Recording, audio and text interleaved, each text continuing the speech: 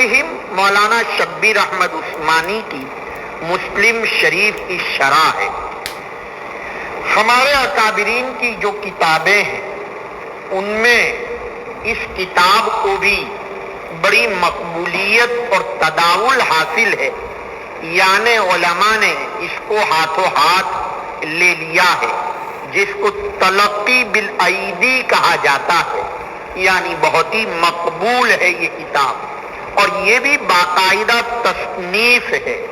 یہ ایضاح البخاری یا انوار الباری یا فیض الباری یا کشف الباری اور مولانا کون کون سی باری سمجھ میں آیا، ان تمام تو تقریریں ہیں، لیکن یہ جو ہے لامع الدراری، کوكب الدری، یہ سب تقریریں ہیں، لیکن فتح الملہم یہ تصنیف ہے، جیسا کہ ابو داؤد کی شرح بذل المجہود یہ تصنیف ہے۔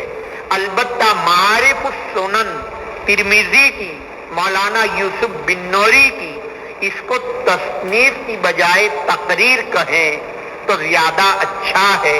کتاب الحج تک 6 جلدوں میں یہ کتاب مطبوعہ ہے، اور اس کتاب کو تقریر اس لیے کہا کہ مولانا انور شاہ صاحب کشمیری کے تلمیذ ہیں مولانا یوسف بن نوری، اور انہوں نے باقاعدہ درس ترمذی میں اس کو جمع کیا۔ حضرت شاہ صاحب کی درس ترمذی بڑی مقبول رہی، جیسے کہ آپ کے استاد شیخ الہند کی تقریر ترمذی، آپ کی ترمذی کی ابتدا میں تقریر ترمذی کے نام سے مطبوعہ جو بہت مختصر، بعض لوگ اشکال بھی کرتے ہیں آپ کے اس لمبے چوڑے بیان پر، کہنے لگے اتنی تو کیا تقریر ہوتی ہے لمبی چوڑی کہ جس میں بخاری ختم بھی نہیں ہوتی۔ دیکھیے شیخ الہند علیہ رحمہ بہت ہی 20 صفحات میں پوری ترمذی ختم کر دی۔ اس کی 2 وجہیں ہیں۔ ایک وجہ تو یہ ہے کہ ان کے سامنے پڑھنے والے علامۃ الزما و دورہ تھے، جو ترمذی پڑھا کر ترمذی پڑھنے آتے تھے۔ اب ظاہر ہے ان کے سامنے کیا تقریر کرنے کی، سمجھ میں آیا کہ کیا ہے یہ لفظ اور اس کی ہندی کی چندھی کیا کرنے کی ہوتی ہے۔ بالفرض والتقدیر اگر کوئی پڑھ کر نہ آیا ہو، جب بھی اس زمانے کے طلباء کا ایک شوق تھا، وہ خالی الذہن نہیں تھے، وہ کتابیں چھوڑ چھوڑ کے، مشکات کا دریا چھوڑ کے مولانا نے بخاری لے لی، ایسے طلباء نہیں آتے تھے۔ بات آپ سمجھ رہے ہیں، وہ تو باقاعدہ زندگیاں وقف کرتے تھے، 23 سال تک۔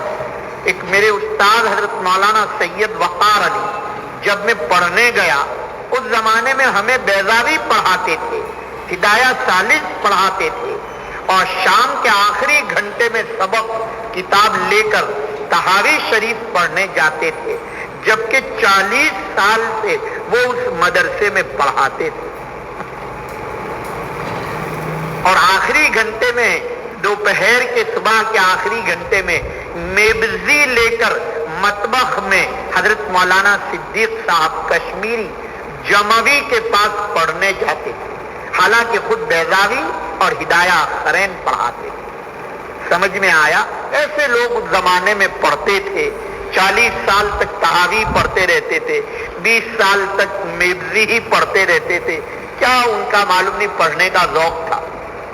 اب تو مولانا کو اگر پڑھا دو ذرا، ایک مرتبہ نور الانوار میرے یہاں تھی، سمجھ میں آیا تو میں نے کتاب القیاس تک اجماع ختم کرا کے قیاس شروع کرا دیا، تو ایک طالب علم نے دفتر میں جا کے شکایت کر دی کہ کتاب پوری ہوئی اور آگے پڑھا رہے۔